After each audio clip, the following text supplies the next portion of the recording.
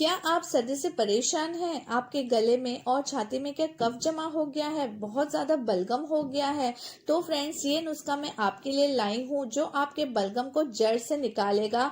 और ये इतना नेचुरल और इफेक्टिव नुस्खा है, ट्राइड एंड टेस्टेड भी है, जो आपके बलगम को ये पिघाल के बाहर निकाल देगा। ये 100% नेचुरल है और आपके किचन में ही ये अवेलेबल है। इसके साथ ही ये फास्ट और क्विक रेमेडी भी है जो आप इजीली फॉलो कर सकते हैं। बच्चों से लेकर बूढ़ों तक कोई भी ये रेमेडी ट्राई कर सकता है और ये रेमेडी अस्थमा वाले पेशेंट्स भी ट्राई कर सकते हैं। ये उनके लिए भी बहुत ही उपयोगी है। तो चलिए देर नहीं करते हैं, वीडियो स्टार्ट करते हैं।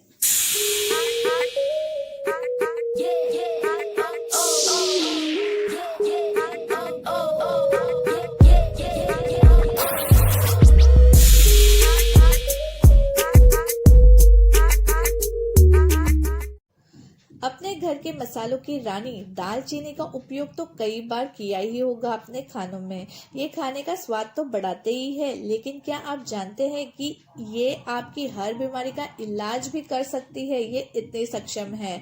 और जब दालचीनी के साथ अगर आप शहद मिला दें तो फिर क्या कहना, ये सोने पे सुहागा वाली बात हो जाती है। तो फ्रेंड्स, हमें यहाँ लेना है दालचीनी का टुकड़ा और ये लकड़ी ही लेनी है हमें।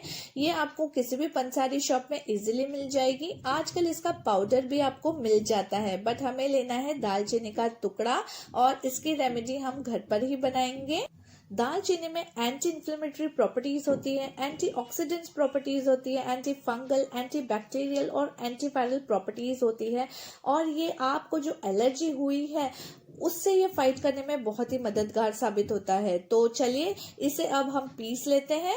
तो फ्रेंड्स, ये देखिए हमारा दालचीनी का पाउडर बनके रेडी है। इतना इजी है, जस्ट मिक्सी में डाल के इसे पाउडर बना देना है। आप इस पाउडर को स्टोर करके रख सकते हैं एक एयरटाइट कंटेनर में। मेरे किचन में ये ऑलवेज अवेलेबल रहता है।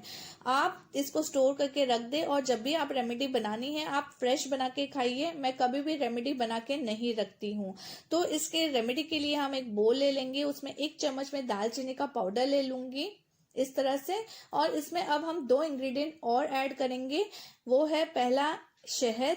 शहद को हम डालेंगे और अच्छी क्वालिटी का शहद ही आप ले लें। और इस तरह से आप शहद 2 चम्मच डाल दीजिए और इसे अच्छी तरह से आप मिक्स कर दीजिए ताकि एक पेस्ट के फॉर्म में ये आ जाए।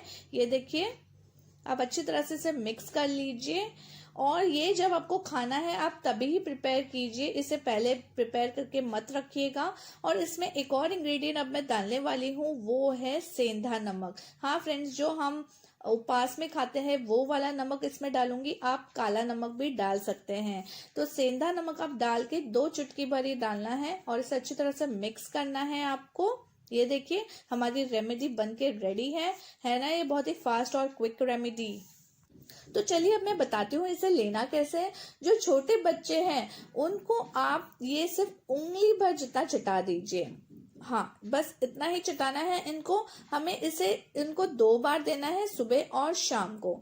और जो बड़े हैं उनको ये पूरा जितना मैंने अभी बताया है 1 चम्मच भर के रेमेडी, ये पूरा एक टाइम उनको लेना है और दूसरे टाइम के लिए उनको फिर से ये रेमेडी बना के फिर उनको लेना है। तो इसे लेना कब है? इसे हमें सुबह नाश्ते के बाद और रात को सोने से पहले लेना है फ्रेंड्स। सुबह नाश्ते के बाद और रात को सोने से पहले।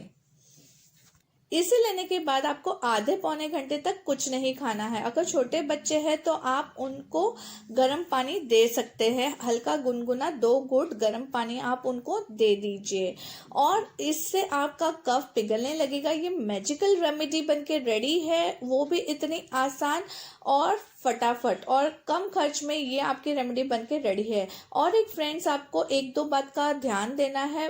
पहली बात यह है कि जब आप खांसेंगे आपको कफ आएगी तो उसे निगलना नहीं है, उसे बाहर निकाल देना है। और दूसरी बात, आपको जो ठंडी तासीर वाली चीजें हैं जैसे आइसक्रीम है, राइस है, इनको आपको अवॉइड करना है, स्पेशली रात को। इससे आपको एक ही दिन में फर्क पता चलेगा। आप मुझे कमेंट करके जरूर बताइएगा। और फ्रेंड्स, आप आगे कैसे वीडियो देखना चाहते हैं मेरे चैनल पे, इसका मुझे कमेंट करके जरूर बताएं। लाइक भी कीजिए, शेयर भी कीजिए, सब्सक्राइब भी कीजिए बेल के साथ मेरे ब्यूटी एंड ब्रेन्स चैनल को। Till then take care, bye bye.